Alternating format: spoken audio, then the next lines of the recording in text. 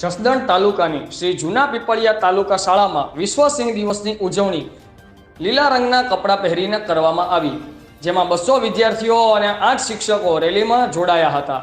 Drum ઢોલ દ્વારા વાજતે ગાતે દરેક બાળકોએ સિંહના મોહરા પહેરીને સૂત્રોચ્ચાર કર્યા. ગામની દરેક દુકાને સિંહ દિવસના પેમ્પલેટ લગાવ્યા, સિંહના સંરક્ષણ માટે પ્રતિજ્ઞા લીધી અને ગીરનું જંગલ તેમજ સિંહના વસવાટના વિડીયોનું દર્શન કરી સિંહ વિશે વિસ્તૃત જાણકારી મેળવી હતી. બાળકોએ ચિત્રો દોર્યા અને સિંહ વિશે પોતાની કાલીઘલી ભાષામાં વક્તવ્ય રજૂ કર્યું. શાળાના પર્યાવરણ શિક્ષક આશીષભાઈ રામાણી દ્વારા જીવન સૃષ્ટિ અને પર્યાવરણની જાળવણી, તેનું સંરક્ષણ તથા પ્રકૃતિ પ્રેમ વિશે માર્ગદર્શન આપવામાં આવ્યું.